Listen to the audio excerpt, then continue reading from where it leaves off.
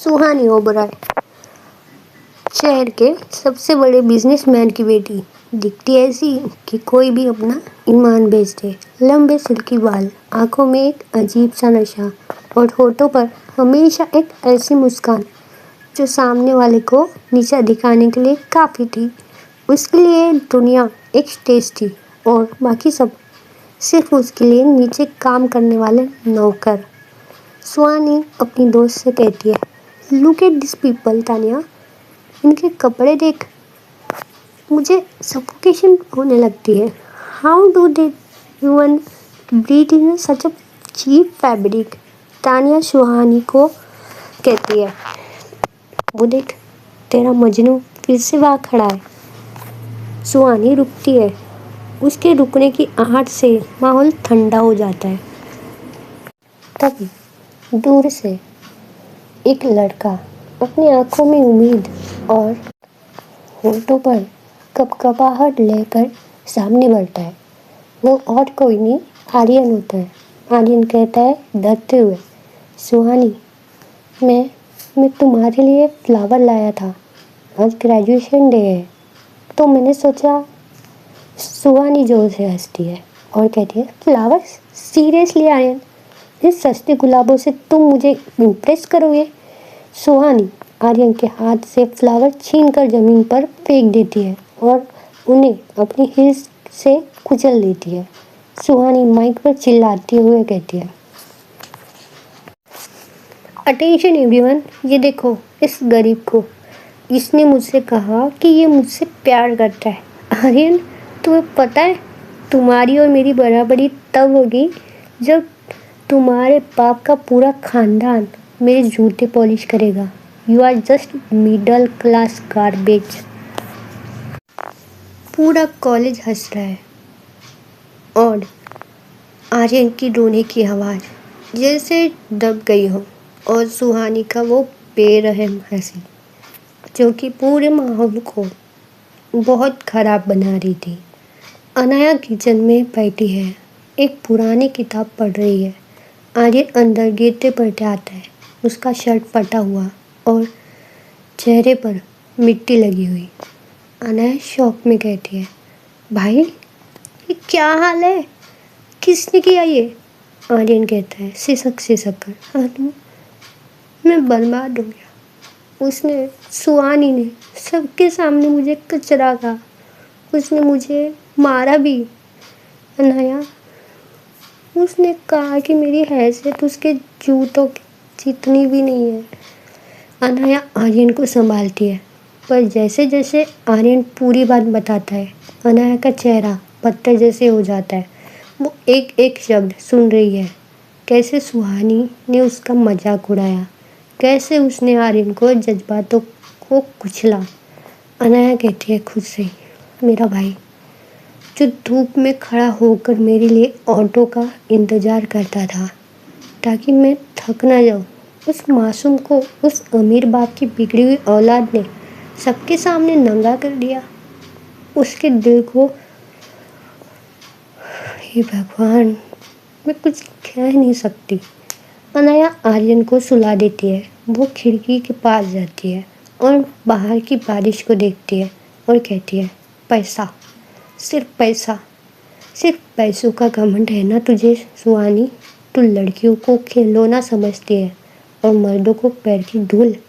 अब मैं तुझे दिखाऊंगी कि जब धूल आंखों में पड़ती है तो अंधा कर देती है। सीरियसली, अब मैं तुम्हारे वो हाल करूंगी तुमने कभी सोचा भी नहीं। अनाया आईने के सामने खड़ी हो जाती है। वो अपने भाई के आंसू को याद करती है और कहती है, आज से मेरी ज़िंदगी का सिर्फ एक मकसद है, सुहानी ओबराय को उसके घुटनों पर लाना। मैं उसे मौत नहीं दूंगी, मौत तो बहुत आसान है। मैं उसे वो दर्द दूंगी जो हर पल उसे याद दिलाएगी कि उसने पंगा लिया। अनाया आर्यन के कॉलेज की मैगजीन निकालती है जिसमें सुहानी की बड़ी सी फ़ोटो है। अनाया उस फोटो पर एक निशान बनाती है और कहती है, इंतज़ार कर सुहानी, तेरी बर्बादी का काउंटडाउन शुरू हो चुका है। 5 साल, 5 साल में मौसम बदलते हैं, लोग बदलते हैं और बदल जाती है किस्मत। आर्यन, जो कभी सड़कों पर रोया था, आज तक एआर ग्रुप का सीईओ था। मगर इस कामयाबी की फाउंडेशन में एक शख्स का दिमाग था। वो थी अनाया, उसकी बहन। आर्यन कहते हैं, अनाया, हमने ओबराय इंडस्ट्री के 40% शेयर एक्वायर कर लिए हैं। वो लोग बर्बाद होने की कगार पर है। अनाया थोड़ी देर रुकती है और कहती है, अभी नहीं भाई, अभी तो उन्होंने सिर्फ पैसा खोया है, सुकून खोना तो अभी बाकी है। दूसरी तरफ हम देखते हैं सुहानी ओबराय। दौलत कम हुई पर घमंड नहीं। उसके लिए लोग खिलौने हैं और जज्बात सिर्फ एक नशा। सुहानी नशे में थी क्लब में और कहती है, हे बेब, तुम्हारा नाम क्या है? Doesn't matter. कल सुबह तक तुम याद भी नहीं रहोगी। मेरे लिए हर लड़की एक पुरानी मैगजीन की तरह है। एक बार पढ़ो और फेंक दो। सुहानी की एक फ्रेंड उसे बताती है कि उन्हें उनकी कंपनी को कोई मिस्ट्री इन्वेस्टर ही बचा सकता है। फ्रेंड उसकी तानिया कहती है, सुहानी, अगर हमने आज रात उस इन्वेस्टर से मीटिंग नहीं की तो तुम्हारे डैडी रोड पर आ जाएंगे। सुहानी सिगरेट का धुआं छोड़ते हुए कहती है, इन्वेस्टर ही तो है। थोड़ा फ्लर्ट करूँगी, थोड़ी स्माइल दूंगी, मान जाएगी। लड़कियों को हैंडल करना मुझे अच्छे से आता है।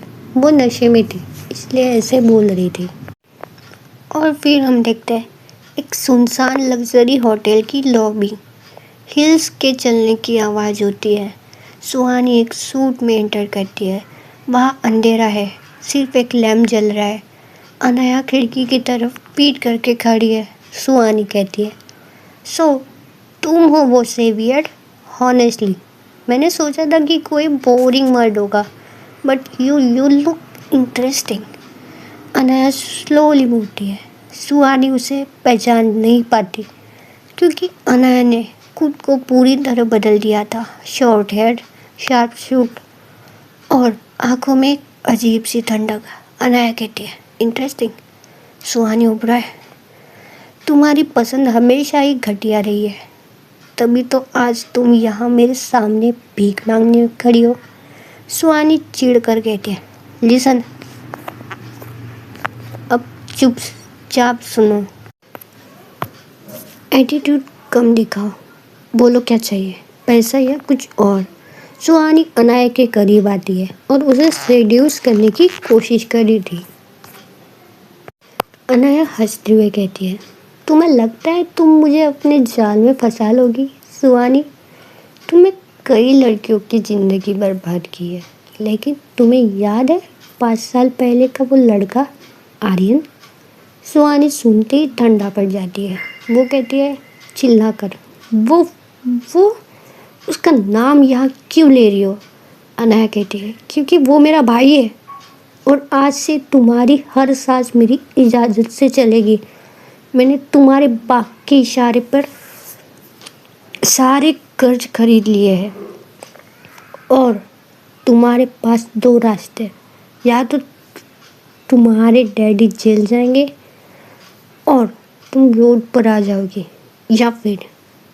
सुहानी कहती है, या फिर क्या?